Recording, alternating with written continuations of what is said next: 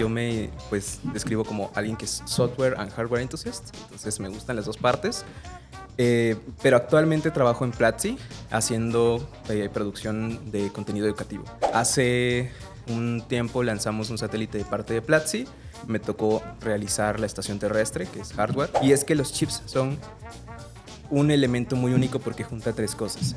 Junta la energía, junta la inteligencia y junta también la capacidad de producción.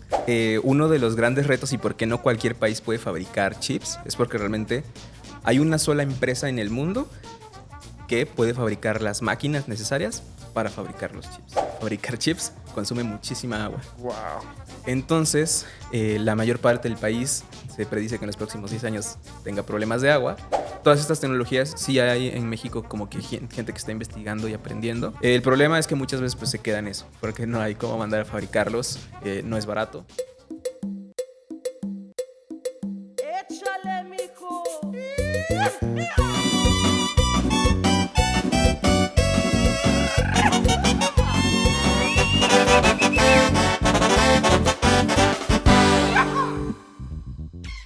Compitas, esta temporada de Chambiología en Guadalajara es patrocinada por Ciudades, una empresa con expertise en arquitectura de software e infraestructura en cloud, específicamente AWS. Si tú o alguien que conozcas tiene la necesidad de crear un producto digital desde cero o de mejorar sus operaciones en la nube, siéntanse libres de contactarnos a chambiología@ciudades.studio. ¿Qué onda, compitas? Bienvenidos y bienvenidas a un episodio más de Chambiología aquí en la temporada Tapatía, el episodio número 26, que estamos con Diana Martínez, mejor conocida en redes sociales como Diana Nerd. ¿Qué tal, Diana? Gracias por participar en Chambiología. ¿Cómo estás hoy? Muy bien, muchas gracias por la invitación, Hugo. La verdad es que ha sido todo un viaje bien interesante llegar a Guadalajara a trabajar aquí. Me gusta mucho esta ciudad, pero pues tuve que recorrer todo un proceso. Pasé por Veracruz, estuve a punto de irme a Ciudad de México, estaba ahí en la decisión entre Ciudad de México y Guadalajara. Entonces ha sido muy interesante y pues muy padre descubrir esta ciudad, me gusta mucho. Y al final te quedaste aquí en la Tapatía. Sí, me ganó. ¿Ya cuánto llevas por acá, Diana, en Guadalajara? Más o menos 1 año y medio, 2 años. Oh, qué Sí. chido, qué chido. Entonces eso habla de que te está gustando. Sí, de hecho me gustó mucho antes, cuando venía a eventos como Campus Party, que ahorita está el Land y todo eso. Ajá. Entonces ya salía yo a recorrer la ciudad y decía, algún día puedo vivir aquí. Ah. Entonces, cuando se dio esa oportunidad y me tocó decidir, pues probé y la verdad es que me está gustando mucho. Qué chido, Diana. Y solo para irnos un poquito atrás en tu historia, lo dije al inicio, tú eres de la ciudad de Veracruz, del puerto de Veracruz, o de dónde eres? Soy de Córdoba, Veracruz, Córdoba. en una ciudad un poquito más fría, un poquito más tranquila que el puerto de Veracruz y que Guadalajara. Y también viví más o menos 10 años en el puerto de Veracruz porque fue donde estudié. ¿Dónde estudiaste? ¿Que estudiaste la carrera en? Estudié primero técnica en mecatrónica y luego estaba en ingeniería en mecatrónica. Hubo ahí algunos problemas económicos y diferentes tipos por los que no pude titularme, pero sí, hice mecatrónica prácticamente. Oh, qué chido. Y egresas de esta ingeniería y luego comienzas con tu carrera como programadora o cómo fue, o qué hiciste antes, porque por ahí en tu LinkedIn En la yo vi época universitaria. mucha historia universitaria tuya. Eso estaría bien chingón que nos compartas. Sí, la verdad es que para salir ya al mercado laboral fue un poco difícil, pero lo que más me ayudó fue la historia que había detrás en la parte universitaria, porque durante la carrera fui parte de varias como comunidades dentro de la universidad. Colaborábamos con la IEEE, que es la de electrónica. Hicimos nuestra propia comunidad, que en su momento tenía un nombre, luego pasó a llamarse Scientiacs. Y a partir de ahí pues hacíamos diferentes eventos de tecnología, Arduino Day, por ejemplo. ¿Ahí en Veracruz? Sí, justo. Entonces, gracias a todo ese como networking y esa experiencia de organizar eventos y compartir, como impartir charlas, talleres, etcétera, como que me ayudó muchísimo, no solamente a pues, el temario de la carrera, sino a realmente estudiar y aprender otras cosas y colaborar con empresas desde antes, etcétera. También tuve ahí mi época trabajando en la tienda de electrónica al lado de la universidad, en la que me tocaba hacer proyectos de electrónica para los estudiantes, ¿no? O sea, acompañándolos para su proyecto final, proyectos de maestría. Y obviamente me encantaba esa parte porque pues me permitía mucho explorar. A mí me gusta mucho la electrónica y entonces me permitía estar en muchos proyectos cada semestre. Geekbot, algo así se llama esta tienda, este lugar. Eh, Está Geekbot, yo estaba en otra que se llama Moviendo Beats. Ah, Sí. Ayer éramos un poquito la competencia, probablemente se acordarán los compañeros de la generación, pero sí, también en Geekbot teníamos varios amigos y todo el tiempo estábamos ahí desarrollando proyectos. órale, ya saqué yo el nombre de la competencia aquí, ¿verdad? En un pleno episodio. Sí. Pero es que llegué a ir a Veracruz hace algunos años y vi que Geekbot estaba enfrente del tecno, Así ¿no? es. Como le dicen ustedes al tecnológico. Y eso se me hizo una decisión bien acertada porque los estudiantes salían y podrían comprar sus chips o lo que quieran ahí a una cuadra de la universidad. Sí, justo, era muy, muy bueno. Había más o menos 3 o 4 tiendas de electrónica, entonces ahí como que nos dividíamos la tarea. Qué chingón. Mira cómo pasan cosas en un lugar donde pensaríamos que no pasan como en Veracruz, ¿verdad? Sí. En Veracruz es difícil que haya comunidades. Yo se lo atribuyo a temas culturales, a temas económicos, pero sobre todo al calor. Es bien difícil ir a eventos así como aquí, que vamos a Talent o Campus Party y todo eso, cuando te estás muriendo de calor y si no hay aire acondicionado, la gente muchas veces no quiere salir. Nos costaba mucho cuando hacíamos eventos como el Arduino Day, porque teníamos que conseguir lugares justo con aire acondicionado y en la sombrita, etcétera. Y era pues todo un reto.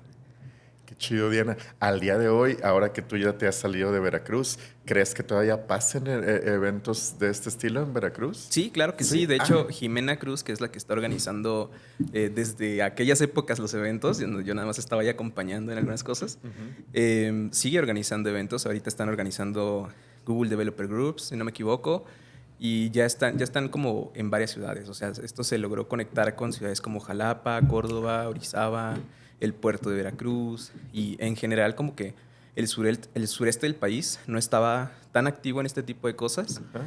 y en cierto modo como logramos conectar con personas de diferentes regiones en esa época, sobre todo Jimena, se activó muchísimo gracias a ella y sigue resolviendo y haciendo eventos por allá. Qué chingón. Digo, que tú te hayas salido y que no se haya muerto todo lo que empujaste en algún tiempo, ¿no? O que comenzaste. Sí, Eh, y descubrimos que hay mucha gente de Veracruz que está regada aquí en Guadalajara, en Ciudad de México y todo eso, y que estaba interesada en regresar y compartir todas esas experiencias. Ay, qué chido, Diana. Por ahí vi a Scientiax y a Robots Latam, Robots Latam. que también fue un proyecto tuyo. Sí, Robots Latam fue una comunidad ya un poquito más reciente. Es una comunidad de robótica orientada a ir más allá de la robótica educativa. Resulta que en México sí hay muchas organizaciones y empresas y escuelas de robótica, pero están todas orientadas a un tema más como educativo, de entender programación con algo físico y no tanto un tema profesional, no utilizando estas herramientas que se utilizan en una línea de producción o en los robots móviles que vemos en las bodegas de Amazon, por ejemplo. Entonces, Robots Latam lo que intenta hacer es traer ese tipo de conocimiento como de la industria de la robótica profesional y aprovechando que han estado saliendo en los últimos años herramientas de software libre y de hardware libre que hacen más accesible todo eso, pues divulgarlo, difundirlo para que más gente se pueda acercar. Ok. ¿Existe todavía Robots Latam? Sí, actualmente está un poco activo, pero los canales todavía ahí están, la comunidad intercambia conocimientos constantemente sobre avances de la robótica, etcétera. Y la verdad es que fue muy interesante, sobre todo más o menos a lo largo de 1 año y medio estuvimos haciendo contenido, entrevistando personas del Sinvestab que están haciendo chips, de diferentes empresas de robótica y escuelas, etcétera. Y fue muy enriquecedor poder tener todas esas charlas. Qué interesante, Diana. Te repito, lo que más me sorprende es saber que en lugares como Veracruz pasa esto, ¿verdad? Sí, Ajá, justo. porque lo creeríamos aquí en Guadalajara, ¿no? Pero en una ciudad como Veracruz, qué chingón. En tu caso, Diana, ¿cómo nace este interés tuyo, que lo veo muy genuino, por la electrónica, por la robótica, por los microprocesadores? No sé, ¿lo viste en tu familia, tus papás o cómo nació? Pues realmente creo que fue algo, no sé, desde muy chica. Recuerdo que tenía juguetes y los abría para ver cómo funcionaban, etcétera. Entonces fue algo que fue mucha curiosidad que siempre tuve. Inicié con mucho interés, por ejemplo, por la mecánica, porque era algo que podía ver. En este caso, mi papá tiene un taller de tapicería, entonces había máquinas de coser industriales y había diferentes herramientas, etcétera. Entonces, desde siempre me desenvolví en un contexto en el que había maquinaria a mi alrededor y me interesaba saber cómo funcionaba, me interesaba saber cómo era que pasaban todas esas cosas. Llegó el límite porque entendí que mucho era control electrónico y ahí ya no puedes ver, ya no es mecánico. Entonces, justamente me puse a investigar. Más o menos a los 10 años nos enseñaron clases de computación en la escuela, en la primaria. Ah, qué chido. Y a partir de ahí, pues me la pasaba yo en Wikipedia, en blogs, etcétera, buscando, oye, ¿cómo funciona esto?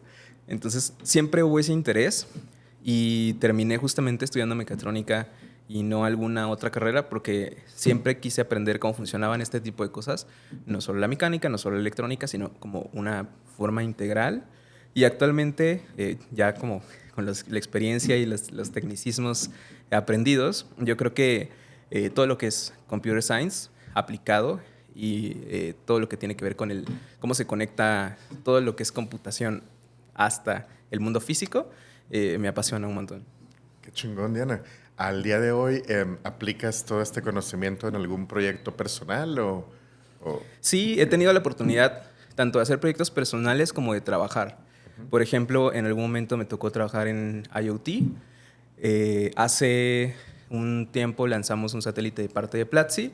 Me tocó realizar la estación terrestre, que es hardware, y aparte se programa en C, y aparte se hace la plataforma en la nube con la que se conectan todas las estaciones y se centralizan los mensajes, ¿no? Entonces, todo ese stack, desde el software en la nube hasta el hardware y programarlo, pues me puse ahí de voluntaria y me tocó desarrollarlo. Qué chido. Pero esas son chambas de voluntaria, como dices tú. ¿Cuál es la chamba? ¿A qué te dedicas al día de hoy? ¿Cuál es tu chamba? Bueno, fue chamba de voluntaria dentro de la empresa donde trabajo, Ajá. que es Platzi. Ajá. Realmente yo me pues, describo como alguien que es software and hardware enthusiast, entonces me gustan las dos partes. Pero actualmente trabajo en Platzi haciendo producción de contenido educativo. En este caso, por ejemplo, con la experiencia en Vue.js y en JavaScript que traía desarrollo web, comencé dando cursos en Platzi. Tengo más o menos 12 cursos en Platzi en este momento. Y luego di el salto hasta convertirme en lo que ahorita se llama Course Director, que es básicamente, ahora yo consigo a los profesores y les ayudo a construir sus temarios, a construir los cursos, para que salgan pues cursos interesantes, educativos, pero también con todas las reglas y estándares de Platzi, que es calidad de audiovisual, una metodología educativa mucho más allá de lo que debería ser en un salón de clases, etcétera. Oh, qué interesante, Diana. Ahí tienes ya en Platzi un tiempo, ¿verdad? Mucha Sí. gente en Twitter y así te ubica por ser Platzi Team desde hace varios años. Sí, ya llevo 2 años más o menos, casi 3 contando la época en la que estoy haciendo cursos como externa. Ajá. Entonces, ya llevo un ratito ahí en Platzi. Qué buena onda, Diana. Oye, y ahora que pues ya nos contaste sobre ti, qué buen background, ¿no? Todo lo que hiciste en Veracruz, tu cambio acá, que pasaste por CDMX, ahora en Guadalajara, Diana. Hablemos un poco de los chips, Diana, de todo este tema, pues, electrónico, que la verdad yo no domino mucho. ¿Qué pasa con los chips a nivel mundial? Pues realmente todo este interés que viene de computer science y aplicaciones de esto me ha llevado a tratar de entender cómo funcionan todas las capas de la computación, ¿no? Tratar de buscar cómo funciona desde el silicio, que de algún modo la humanidad, si lo piensas, ha logrado convertir granos de silicio, granos de arena, en algo que puede interpretar un lenguaje de programación. Es casi como la época dorada de poder tomar una piedra de silicio y darle un hechizo y que haga cosas, ¿no? Que controle un avión o que te permita hacer un streaming, etcétera, ¿no? Es básicamente lo que hemos logrado.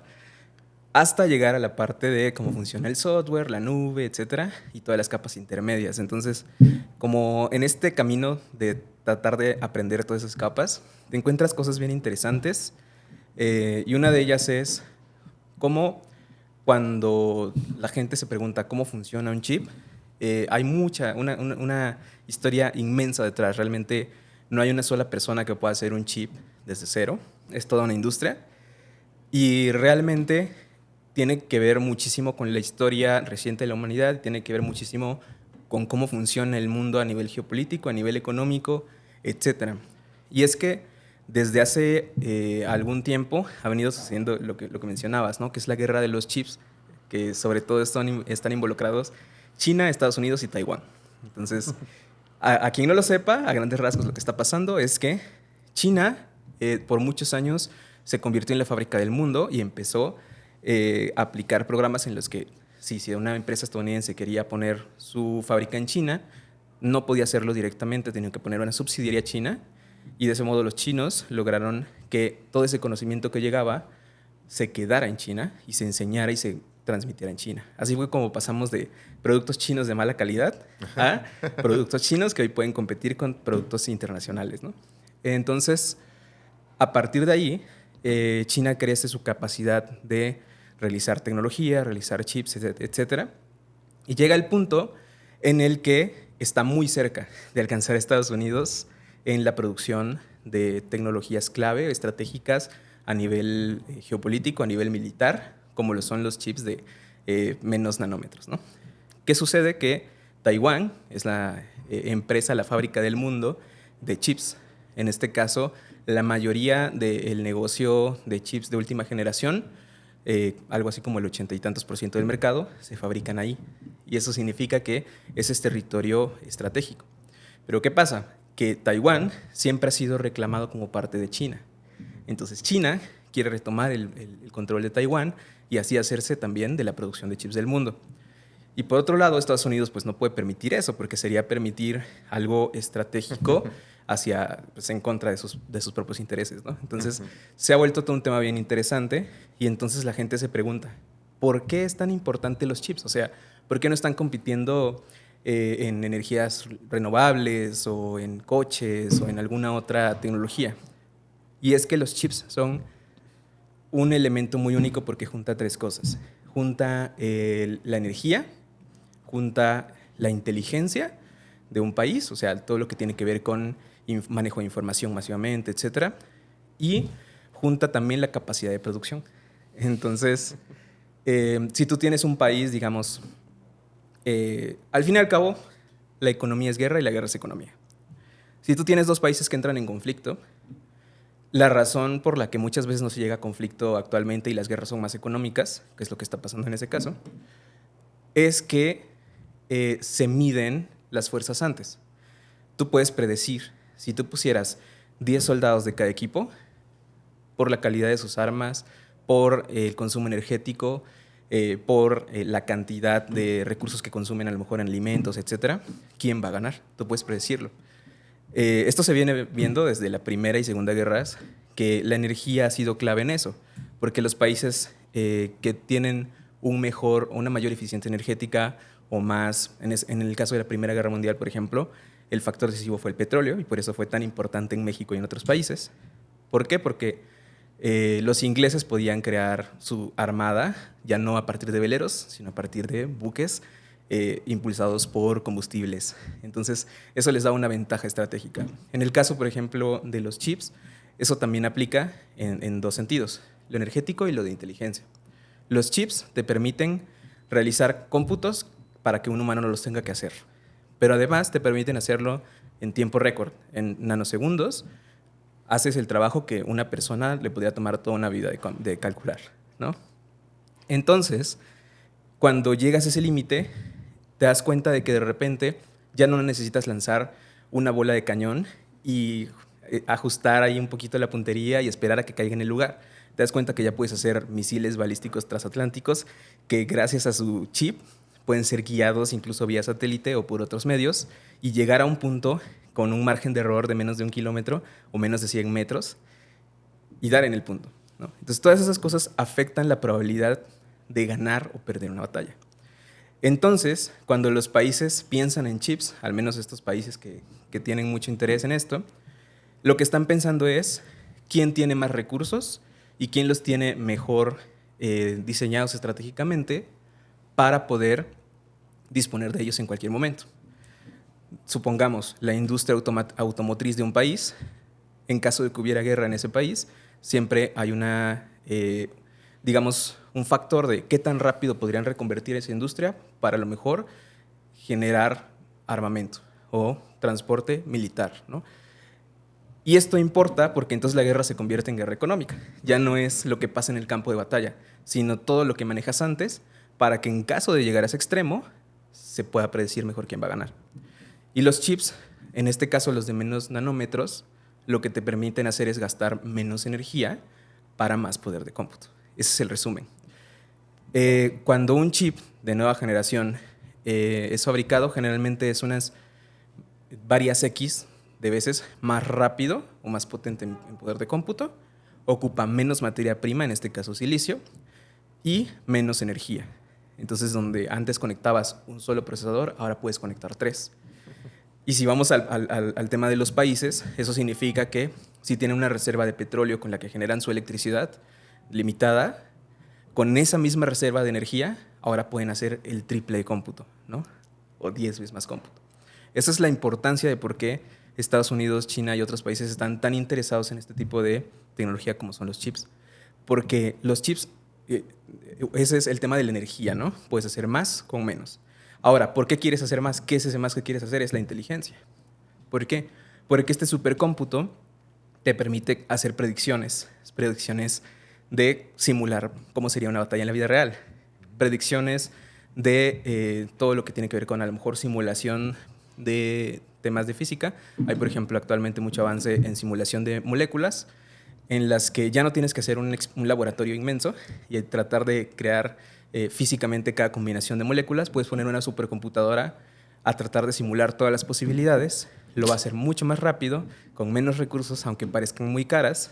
Y entonces tienes ventajas en diseñar mejores combustibles, diseñar mejores medicamentos, diseñar mejor tecnología en general. Y eso obviamente impacta al factor que mencionábamos de quién ganaría en un campo de batalla. Entonces, esa es la parte de inteligencia detrás de un chip y detrás de por qué estos países también buscan dominar esta industria y por qué no importa tanto los chips de generaciones anteriores, sino les interesa quién va a tener los menores nanómetros y quién va a ser prácticamente dueño de ellos. Porque eso les permite predecir, básicamente, quién tiene el control del lugar de juego.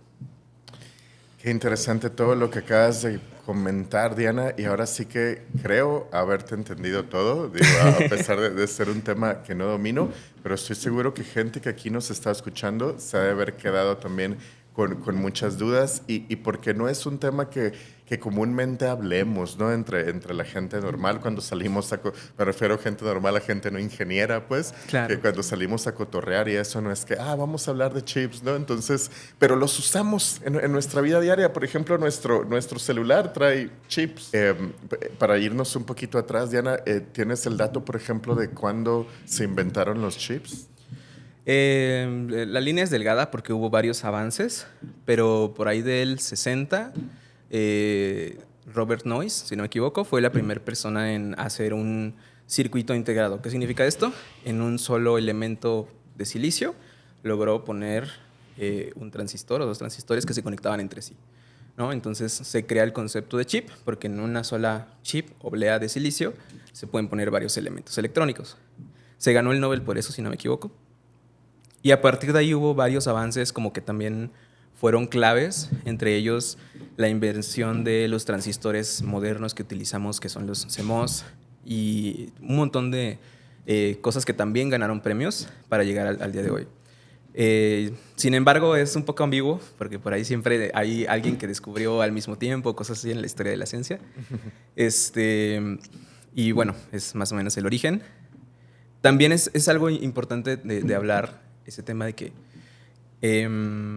a veces los países, como decíamos, buscan el chip más avanzado, pero también está el tema de México, ¿no? Cuando dicen, ¿por qué México no fabrica chips? U otros países que no tienen a lo mejor ese poder a nivel global. Entra un tema de que para empezar esta carrera no necesitas la tecnología más avanzada. La tecnología de hace 50, 80 años ya era capaz de muchas cosas que valen la pena, son interesantes. ¿no? Realmente, por ejemplo, el ejemplo que ponía de los misiles guiados al otro lado del mundo, pues existen desde hace muchos años antes de que existieran los chips de 2 nanómetros. Entonces, realmente sí es algo que se podría pensar. Evidentemente estarían en desventaja energética, de inteligencia, etcétera. Pero si un país quisiera comenzar, realmente se podría. Y algo que pasa, por ejemplo, con esta invención del transistor y todo eso, es que cuando te pones a investigar de qué tamaño eran bastante grandes. El primer transistor es más o menos una cajita así como de 10 centímetros por 10 centímetros. Y es una barra de silicio así grande, un bloque. Y lo hizo, creo que con un clip, el inventor del transistor. Entonces, para que nos demos cuenta de que sí se pueden hacer transistores de 2 nanómetros, pero el transistor en realidad puede empezar desde 10 centímetros, ¿no? Evidentemente, entre más pequeño, mejor, pero se puede, ¿no? Perdón, Diana, ¿el transistor y el chip es lo mismo?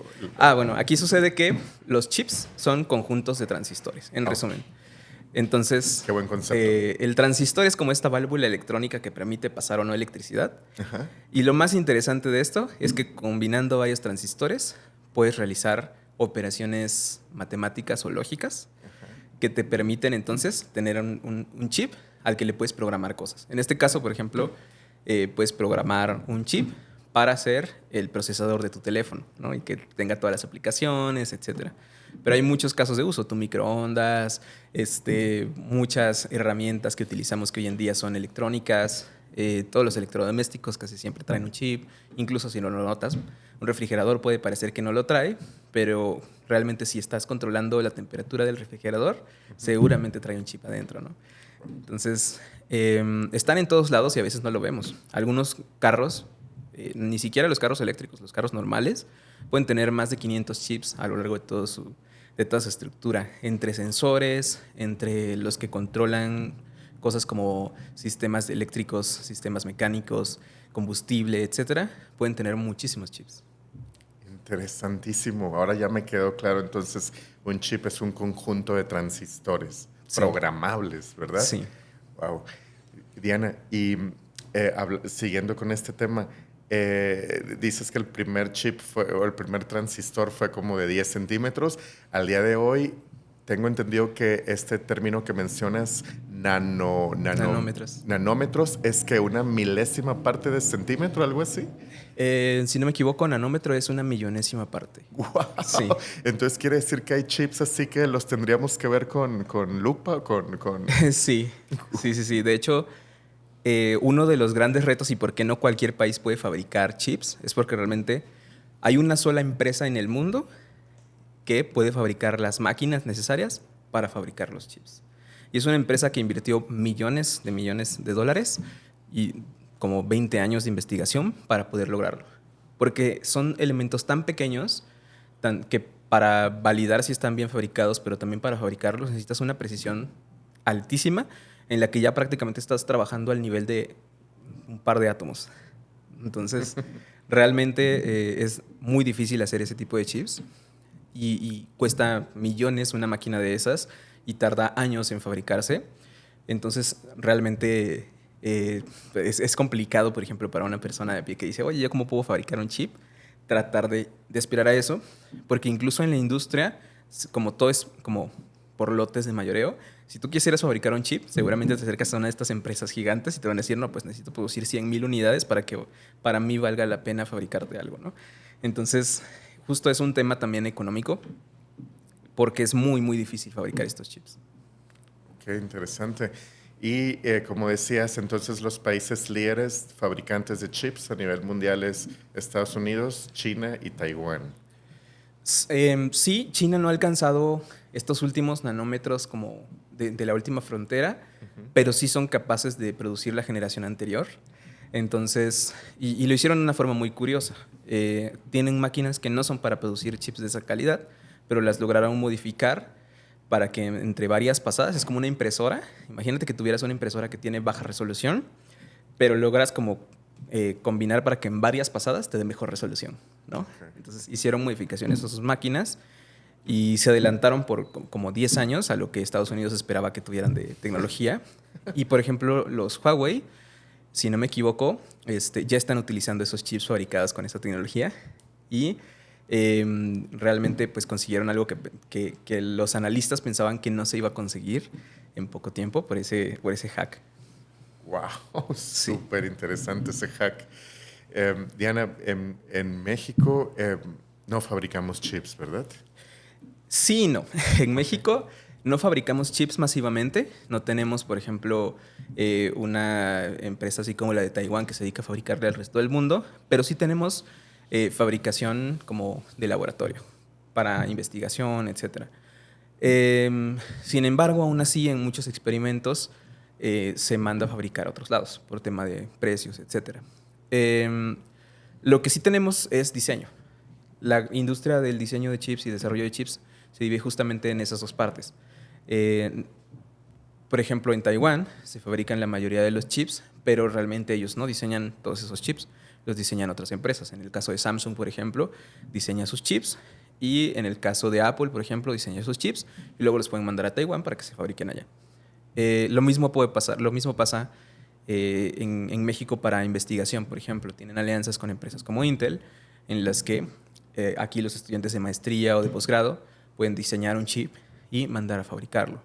Hay un programa bien interesante de Google, que es el OpenMPW, que es que Google hace algunos años compró unas máquinas de pues, generaciones anteriores para fabricación de chips, porque querían empezar a investigar. Entre paréntesis, porque muchas empresas de estas grandes de Silicon Valley diseñan su hardware. Apple diseña chips, un montón de empresas, a la lista la podemos hacer después, pero diseñan su hardware y Google quería entrar también en ese juego. ¿Qué sucede? Que pues tienen ahí de repente lotecitos que cabe meter proyectos de un tercero y pues ya tienes los gastos pagados. ¿Qué hicieron? Hicieron un proyecto en el que cualquier persona del mundo que comparta el repositorio en GitHub de su diseño, sea open source, puede solicitar entrar a ese programa y Google te fabrica el chip si te elige. Entonces te fabrican un lote pequeño y te los envían a tu casa, ¿no? Completamente gratis. Entonces ya hoy en día se puede acceder a estos programas en los que cualquier persona ni siquiera tiene que comprobar un nivel de estudios ni nada. Puede mandar a este tipo de programas un chip open source que haya diseñado y recibirlo fabricado. Es algo, casi un milagro de la economía actual porque no debería poder hacerse y sin embargo se pudo. Y justo esto ha sido posible porque han comenzado a existir herramientas open source. Porque la verdad es que uno de los grandes como limitantes de por qué países como México y otros no pueden acceder a esta industria es porque todo está protegido por patentes y todo cuesta muy caro. Solamente descargar un software que te permita trabajar con los chips de Intel o con los chips de ARM y todo eso, de estas empresas como gigantes que tienen casi que el monopolio de desarrollo de chips, puede ser miles de dólares en una licencia. Entonces muy poca gente puede acceder a ello. Y ahora que han estado saliendo esta nueva generación de herramientas como open source que te permiten diseñar un chip desde la A a la Z y mandarle un programa como el OpenMPW de Google, pues entonces se abre un nuevo mundo para gente que a lo mejor simplemente está experimentando o gente que está en su carrera y quiere diseñarse y desarrollar su propio chip. Claro, porque estoy entendiendo que pues la economía de un país también se ve impactada positivamente al fabricar los chips, ¿verdad? Sí. Entonces, si en México o Latinoamérica fabricáramos chips, también nos beneficiaríamos pues de esa liquidez, no sé cómo decirlo, pero para eso necesitamos inversión. Sí, sí, no, porque el hecho de que nos beneficiemos o qué tanto nos beneficiemos depende más del cómo que del qué. Resulta que hay dos grandes factores como que yo pondría sobre la mesa y uno es la transferencia de conocimiento como sucedió en China, es decir, si solamente estamos esperando que llegue una empresa gigante a dar empleos, ok, pero la mayoría de estas empresas todo va bajo contratos de NDA. De hecho, todas estas empresas bajo contratos NDA, bajo patente. Incluso si tú inventas algo, pues es patente de la empresa, no tuyo, ¿no? Entonces, ¿qué pasa? Que todo ese conocimiento realmente no habría forma de transferirlo a México para que algún día México pueda tener su propia tecnología. ¿Qué tendría que pasar? Que se tendrían que hacer leyes como las que hubieron en su momento en China, donde haya esa transferencia de conocimiento. Ya las había en México, sin embargo, hay un tema de que Intel se quería meter a México y parte de eso fue matar esas leyes, ¿no? A cambio de... Y uno de los grandes problemas es que estaba viendo ya incluso fabricación, creo que Motorola tenía una fábrica de chips en México, y justamente por ese tipo de alianzas políticas, pues se mató toda una generación y se cortó toda esa investigación y desarrollo que había en México. Entonces, yo creo que para que pudiera pasar, si vinieran estas transnacionales, tendríamos que hacer este tipo de legislación en el que realmente suceda esa transferencia de conocimiento. Segundo gran problema, el agua. Fabricar chips consume muchísima agua. Wow. Entonces, la mayor parte del país se predice que en los próximos 10 años tenga problemas de agua. Entonces sería muy complicado. Habría que revisar qué estados pueden tener las condiciones para que una fábrica de este tamaño pueda trabajar y que además tenga acceso al agua sin afectar a la población.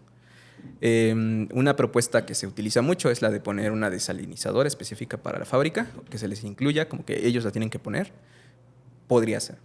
Otra es, hay etapas de la fabricación que se podrían hacer en el extranjero, traer el producto sin terminar y terminarlo aquí y no tener tanto problema del agua. Entonces también es otra estrategia, que de hecho creo que es la que se está tratando de ejecutar. Tener algunos de los procesos de fabricación en México. Sí hay algunas iniciativas por ahí de gente que está moviendo los hilos en la política para tratar de que eso suceda. Y yo creo que un factor más que sí tendríamos que abandonar un poquito de México, es que durante muchos años ha habido esta narrativa de que la única forma de que exista es que venga una empresa extranjera e invierta dinero. El problema de eso, como ya lo dije, es que uno, pues está esperando que un player que ya está establecido simplemente se mantenga como el más establecido. Entonces, realmente México no se beneficiaría estratégicamente, como decíamos hace rato. Claro. Y dos, pues dependes de que la otra persona quiera, no de tu propia iniciativa. Entonces, yo creo que sí tendría que haber también este programa de, desde el gobierno, promover fondos de inversión de capital y todo esto para que empresas locales puedan comenzar a crear su propia tecnología, etcétera. Aprovechando sobre todo que ahorita ya hay herramientas como open source que te permiten empezar a hacer ese tipo de cosas. También por ahí hay iniciativas. Hace más o menos 2 años platicaba con gente del Cinvestav sobre eso y la verdad es que podría llegar a pasar. Sin embargo, hay mucho que hacer. Entonces el silicio requiere de mucha agua. Sí, porque son procesos de fabricación que trabajan químicamente. Es como revelar una fotografía. Entonces todos esos elementos químicos, pues se requiere agua para disolverlos durante, antes o después. Y además también hay un proceso como de limpieza de todos esos elementos para que, pues justamente, a veces son elementos químicos que tienen que pasar por un proceso muy específico y se pueden quedar atorados en una parte del proceso. No se puede ensuciar mucho esa máquina, digámoslo así. Entonces hay que darle una limpieza profunda a esa máquina en cada fabricación y eso también consume agua. Ahora sí que habría que valorar más en qué invertimos el agua en México, Sí. si en crear chips o en hacer Coca-Cola. Justo. Sí. No manches. Bueno, Diana, y bueno, también algo bien chingón que estabas hablando es que pues el chip no solo se crea así desde cero, sino tiene un previo diseño, que entendí justo. que en México sí hay diseño de chips. Sí, justo. Por ejemplo, los estudiantes del Cinvestav, tengo entendido que también gente del Politécnico, etcétera, han trabajado en esta área que es el diseño de chips. Hay también un área extensa de diferentes áreas de especialidad dentro de esto. Hay chips analógicos, hay chips digitales y todo lo que eso conlleva. Sobre todo los chips digitales es los que funcionan en los microprocesadores, por ejemplo, de un teléfono. Pero también están los chips analógicos, que son los que nos permiten hoy en día tener sensores de diferentes tipos, ¿no? También están los MEMS, que es una tecnología relativamente reciente, que es fabricar como piezas mecánicas con tecnología de fabricación de chips. Tan microscópicas que de repente puedes hacer que un chip a lo mejor tiene un pedacito de silicio ahí como flotante y cada vez que se mueve genera una corriente eléctrica y con eso haces los acelerómetros de los teléfonos, por ejemplo, ¿no? Entonces, todas estas tecnologías sí hay en México como que gente que está investigando y aprendiendo. El problema es que muchas veces pues, se queda en eso, porque no hay cómo mandar a fabricarlos, no es barato, etc. Entonces, por ahí me parece que el Cinvestav tiene una alianza con Intel para fabricación de prototipos e intercambio de conocimientos. Y no recuerdo, pero me parece que sí hubo un envío al OpenMPW de Google también para poder fabricar unos chips, usando justamente herramientas open source. Venga, Diana, entonces un chip incluye pues el diseño, obviamente la manufactura y la programación. Y la programación. que es un tema también súper interesantísimo y que es un tema que dominas tú, ¿no? Que es programar para hardware, ¿no? Para lo tangible. Es por eso que has estado involucrada en temas de robótica y demás desde tus tiempos en Veracruz. ¿Cuál es, Diana, así como, bueno, desde mi conocimiento como reclutador, sé que Java, PHP son los lenguajes Sí. para programar software. ¿Hay algún lenguaje para programar hardware? Sí, el lenguaje como que el que es el por default de de todos los chips es el lenguaje C. Porque si bien algunos chips permiten programar en otros lenguajes, realmente casi siempre cuando un fabricante diseña el chip, tiene que decidir como que como parte del diseño de la arquitectura del chip, tiene que decidir cuál set de instrucciones se llama, va a ejecutar y cómo este silicio se va a comunicar con el software. Y esos son una serie de estándares que la verdad es que como C es un lenguaje muy viejo que viene desde el origen de todo esto, pues lo que más estándar pues es lo que está en C. Entonces, aunque tú quieras tener de repente un chip programado en otro lenguaje, casi siempre son adaptaciones, pero el chip no se diseñó para eso. En cambio, si tú programas un chip en C, estás programando en el lenguaje para el que se diseñó y evidentemente va a ser mucho más eficiente, va a funcionar como debería ser, etcétera, ¿no? Entonces, creo que C es el lenguaje a aprender si quieres trabajar en hardware a bajo nivel, ¿no? Cuando no hay un sistema operativo corriendo o cuando tú quieres programar el sistema operativo, ahí C es el rey. C es el rey, vientos. Y también leí en estos días, antes de la preparación de este episodio, Diana, sobre uno llamado HDL, algo así. HDL son los lenguajes de descripción de hardware. Así como tenemos lenguajes de programación de software, en el que le decimos las instrucciones que debe ejecutar una computadora, tenemos lenguajes de descripción de hardware, que son aquellos donde, imagínate que yo tengo así como un puñito de transistores y necesito acomodarlos como yo quiera para que hagan un microprocesador, por ejemplo. Bueno, esas órdenes de cómo acomodarlos, cómo conectarlos entre sí, es el lenguaje de descripción de hardware. Entonces, existen varios, probablemente los dos más conocidos son Verilog y VHDL, realmente estos se pueden ejecutar sobre un tipo de chip específico que se llaman los FPGAs, que son básicamente eso, tienes un montón de transistores listos para conectar entre sí y tú le dices cómo se conectan y entonces puedes simular o ya probar el diseño de un chip antes de mandarlo a fabricar ya en su versión final. De hecho, cuando cualquier fabricante quiere diseñar la próxima generación de Intel o de ARM o el próximo chip M4 de Apple que vaya a salir, siempre hay esa fase de prototipado en un FPGA. Okidok. Y también mencionabas de estos nuevas como herramientas open source, ¿verdad? Sí. Para programación en hardware. ¿Estas tienen algún nombre? Sí, podemos encontrar como una herramienta que es ya como un compilador que te hace todo. Se llama OpenLane.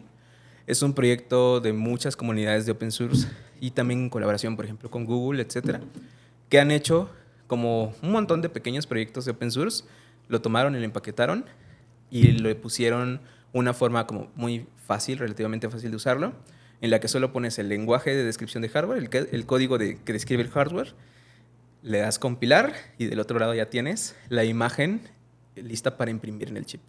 De hecho, funciona casi como una impresora, porque realmente es literalmente una imagen, un PNG o algo así, que es lo que se fotografía sobre el silicio. Entonces, básicamente así. Entonces, tienes todo ese proceso en OpenLane. Y de OpenLane puedes ponerte a investigar si te interesa todas las tecnologías que lo construyen detrás. La verdad es que hay trabajo de muchísima gente y sería bien largo ponerse a mencionar todos. Claro, Diana. Aquí en México, bueno, a mi experiencia reclutando, pocas veces he tenido clientes que su producto es hardware o que hay que programar para hardware. Y cuando me piden gente así con experiencia en programación para hardware, pues sí me ha sido complicado encontrarlas al talento porque pues la mayoría hace software, ¿verdad? Pero lo que más encuentro es gente investigadora, ¿verdad? Así que ha hecho investigaciones sobre Machine Learning, C, qué sé yo, Computer Vision y así, pero lo más acercado a alguien con experiencia en hardware que he encontrado aquí en Guadalajara, por ejemplo, es con esta, no sé si sea tecnología, pero es firmware. Firmware, sí. Ajá. Entonces, sí me he visto con ese tope, ¿no? Cada vez que tengo o tenía unos clientes de esos. ¿Tú consideras que hay mucho talento en México que programe para hardware? Sí, bueno, en lo que yo he visto hay muchas personas, pero hay dos grandes grupos, los que no logran encontrar una buena oferta de trabajo y los que encontraron una oferta tan buena que ya no se van a mover de ahí. Sí. También depende mucho del nivel de profundidad que tengan realmente el manejo del lenguaje y sobre todo de su disponibilidad a reubicarse para moverse a una empresa, porque muchas veces, a diferencia del software típico, pues como estás programando un hardware, necesitas moverte a la ciudad donde está la empresa y trabajar ahí. Y número dos, el inglés. Es muy importante porque realmente la mayoría de las empresas que hacen software en México y en Latinoamérica son empresas de consultoría o en general de desarrollo de producto. Es decir, hacen aplicaciones móviles, páginas web, etc. Esto significa que no están trabajando nunca con hardware. Sin embargo, en empresas de Estados Unidos, de Europa, etcétera, donde ya están haciendo cosas como el software para que funcione tu impresora, el software para que funcione los sistemas de un cohete de SpaceX, el software para que funcionen todos y cada uno de los 500 chips que hay detrás de un Volkswagen. Entonces, ahí sí hay gente interesada en contratar personas que sepan hacer firmware. El problema es que como muchas veces en México no se ve la vacante a la vuelta de la esquina o en español, pues la gente asume correctamente que aquí casi no hay esas vacantes, no se enfoca en eso y no lo estudia. Pero la verdad es que hasta lo que he visto, cuando hay esa especialización y esa disponibilidad y ese saber inglés para moverse, sí hay muy buenas ofertas que pueden cambiarles drásticamente la vida, pero sí a veces requiere ese sacrificio de moverse de ciudad, etcétera. Entonces, si hay el talento en México, lo que ha faltado es oportunidades Sí, yo diría que sí. de chamba. Porque de hecho, C es un lenguaje que muchas veces te enseñan en la universidad. En mi caso, por ejemplo, yo aprendí C desde el bachillerato. Wow. Estudié la carrera técnica de mecatrónica. También los de electrónica aprendían C. Entonces, realmente creo que sí hay gente que sabe y cada una de esas generaciones que va saliendo. El problema es como que esa mentalidad de realmente decir, puedo buscar en el extranjero y no limitarme a las vacantes en Latinoamérica. Porque justo aquí han faltado esas oportunidades. Okay. También en el famoso Arduino, que se ha puesto pues, popular, ¿no? Desde hace varios años, también se escribe en C. Sí, el lenguaje de Arduino es como lo que llamaríamos un framework de C. Es decir, usa la sintaxis del lenguaje y la misma terminología y la misma forma de funcionar, pero te agrega algunas como cosas ya preconstruidas para que sea mucho más fácil trabajar con él. Okay. Sí, en Colima alguna vez unos compitas tenían un proyecto que le pusieron Rabarduino y que automatizaron cosechas de rábanos con Arduino, ¿verdad? Y hablaron de él así en un coworking que allá había en Colima y fue cuando tuve las primeras como acercamientos a estos temas, ¿no? de programación para hardware. ¿Y firmware dónde queda? Firmware es una forma de llamarle al software que va pegado al silicio. Todo este software que hace que funcione el hardware. Y es firm porque pues ya viene como firmado en el chip cuando lo compras muchas veces, ¿no? Si tú te compras, por ejemplo, un mouse y ese mouse trae un chip, la programación pues es el firmware, básicamente. Okay. Entonces es un término específico para cuando diseñas, por ejemplo, programar en C, pero no sobre un sistema operativo como Linux o Windows o así, sino para el silicio directamente. Wow, cuánto estoy aprendiendo en este episodio, Diana. Muchas gracias. Y para las personas que están escuchando y que se están interesando en este tema, ¿cómo comenzar con programación para hardware? ¿Qué primeros temas deberían de ver, Diana? Creo que un buen lugar para comenzar es justamente el Arduino que mencionabas, porque te permite iniciar muy fácil y no es muy doloroso esa curva de aprendizaje, es muy sencilla. Puedes encontrar mucho contenido en internet. Si te interesa como hobby, incluso te puedes quedar ahí. Hay gente que ocupa Arduino para cosas de arte, para cosas de producción audiovisual, para controlar algún brazo mecánico que necesitan ajustar una cámara en tiempo real o cosas así. Hay gente que utiliza Arduino para resolver algún problema que tengan en su casa. Es más, hay quien hace su alimentador para gatos con Arduino. Entonces, Arduino es como una forma de entrada muy buena.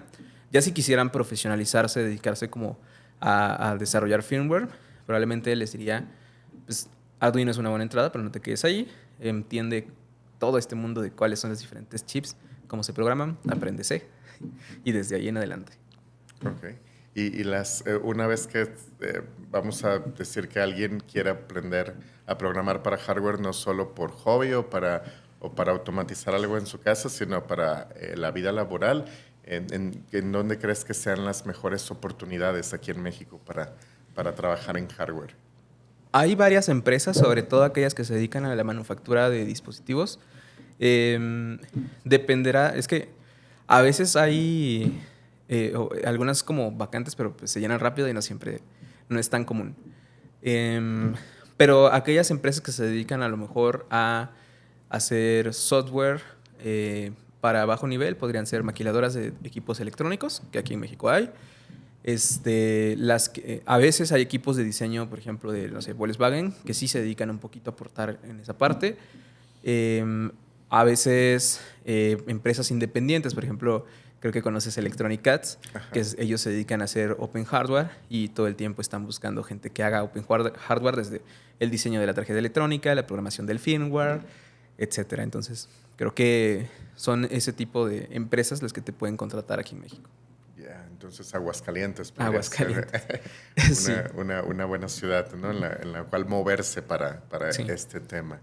Sí, en general consultoras, hay varias como consultoras que hacen hardware para industria. Por ejemplo, en Veracruz había una empresa que éramos como cercanos porque éramos como egresados de la misma escuela y ellos le hacían a Bimbo sus sensores de humedad del ambiente o algo así y les automatizaron un sistema ahí completo y era una placa que ellos desarrollaran basada en Arduino.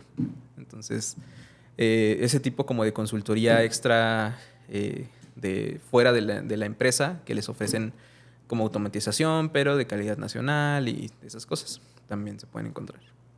Interesante, Diana. Y para las personas ahora sí que no estén tanto en la programación, sino en el diseño de hardware o de chips, qué sé yo, también tienes por ahí algún tip de cómo comenzar en temas de diseño, porque es bien interesante de renombrar o aclarar que hay diseño y que hay programación. Sí, ¿cierto? sí, hay diseño, programación, fabricación y cada uno de esos es un mundo. Un mundo diferente. Sí. Para entrar al tema del diseño, la verdad es que a diferencia del software o del desarrollo web, donde puedes entrar casi que sin educación formal, pues sí, generalmente te piden educación formal al diseñar hardware. Uno, por temas como de que es una industria más tradicional en ese sentido, y dos, porque a veces si hay motivos reales detrás tiene que firmar alguien que tenga los conocimientos, porque si esto falla, no es lo mismo actualizar un software con una actualización remota a tener que reemplazar todos los chips que ya habías vendido por una versión corregida. Entonces, sí, justamente tienen mucho cuidado con eso y casi siempre va a ser, pues la vacante va a venir acompañada de un título universitario, de un posgrado. ¿Sería como diseño industrial o algo así? La ingeniería sería ingeniería electrónica, más o menos. De otras ingenierías también se puede, pero creo que los que aprenden más este tema son los electrónicos. Y ahora, si quisiera nada más por hobby ver como qué se puede hacer, pues a lo mejor justo ver OpenLane, si quisieran animarse y de repente dicen algún día voy a fabricar mis chips nada más de hobby, pues ver este programa de Google que te lo fabrica gratis y todo eso, ¿no? ¿Qué temas habría que saber? Pues fundamentos de electrónica. Hay un tema que se llama diseño digital de computadoras, que es el que te enseña, ok, ya tienes transistores, ahora cómo los combinas para hacer un procesador, ¿no? Entonces, es toda un área. Evidentemente lleva algo de matemáticas, de ingeniería, sobre todo si quieres que quede bien. La verdad es que, como todo en el mundo, puedes hacer todo sin matemáticas, pero si quieres que quede bien, seguramente las matemáticas te dan esa precisión. Interesante. Y, ¿qué más? Pues eso, yo creo que entender cómo funciona a nivel electrónico es lo más importante. Y después es aprender a lo mejor estos lenguajes de descripción de hardware para poder llevar tu idea ya a la realidad. Eh, Chingón, Diana. Ahora sí que han sido todos estos temas de hardware los que te han dado eh, mucha presencia en Internet, Diana, o es o también todo lo que compartes en cuanto a tu conocimiento, en cuanto a tu trabajo en Platzi, o cómo ha sido todo esto que te ha llevado a ser una voz en Internet, ¿no? Sobre todo en Sí. Twitter. Yo creo que ha sido una combinación de todos esos factores y también bastante suerte. Em, Personalmente, como persona trans, por ejemplo, es bien difícil ver una persona trans que pueda estarse preocupando por cómo se diseñan los chips en lugar de algún problema más cotidiano, Ajá. estadísticamente, por ejemplo. Em, y más allá de la suerte, bueno, también este tema de Platzi, al momento de que yo entro a Platzi y empiezo a hacer cursos, evidentemente comienza a promoverte. Mucha gente que es de Colombia me sigue justamente por eso y porque les gusta el contenido de los cursos y, bueno, me siguen.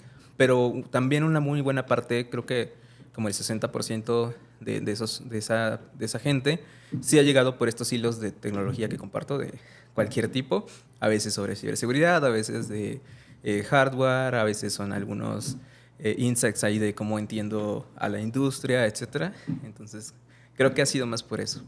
¿Cuál sería el medio, Diana, el día de hoy tuyo en el que compartes más información, más conocimiento para que las personas te puedan saber pues dónde seguirte la pista? Mi red social más activa como para este tipo de cosas es Twitter. Estoy Ajá. como Diana-Nerd. Ajá. Y tengo por ahí un canal de YouTube un poquito abandonado, un TikTok un poquito abandonado.